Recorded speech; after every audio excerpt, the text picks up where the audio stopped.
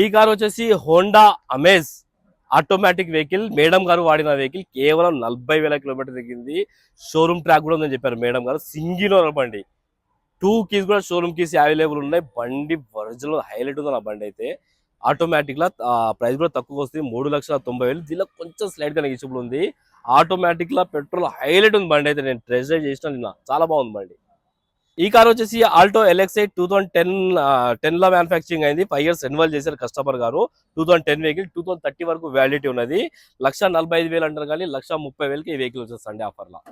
ఈ కార్ వచ్చేసి Swift vx అన్న. ఈ బండి ఒకసారి అబ్జర్వ్ చేయండి. బండిని చెప్తున్నా, 2016 బండి, సింగిల్ ఓనర్ బండి. సింగిల్ సెకండ్ తెలియదు, సింగిల్ ఓనర్ అని చెప్పారు నాకు. 59,000 కిలోమీటర్ తిరిగింది అంతే. 59,000 షోరూమ్ ట్రాక్ కూడా ఉంది బండికి. స్టెప్నీ టైర్ అయితే అన్యూజ్డ్, 50 పెట్రోల్ వేరియంట్. 4,60,000 అంటారు కానీ మీరు రండి మాట్లాడి 4,30,000కో 20,000కో ఇప్పిస్తాను బండి. హైలైట్, ఇట్లా పెట్రోల్ వేసుకొని వెళ్ళిపోవచ్చు, అంత క్వాలిటీ ఉంది బండి. ఈ కార్ వచ్చేసి ఆల్టో ఎల్ఎక్స్ఐ 2010 వెహికల్, 2030 వరకు వ్యాలిడిటీ చేసి ఉన్న 5 years రెన్యువల్ చేశారు. కేవలం 79,000 కిలోమీటర్ తిరిగింది. 1,35,000 ప్రైస్ అంటారు. స్లైడ్ గా నెగిషిబుల్ ఉంది. ఈ కార్ వచ్చేసి Renault Kwid vehicle, 2016 petrol vehicle, కేవలం 76,000 కిలోమీటర్ తిరిగింది. కస్టమర్ ప్రైస్ 2,15,000 అంటారు. ఫిక్స్ అమౌంట్, దీనిలో స్లైడ్ గా నెగిషిబుల్ చేయొచ్చు.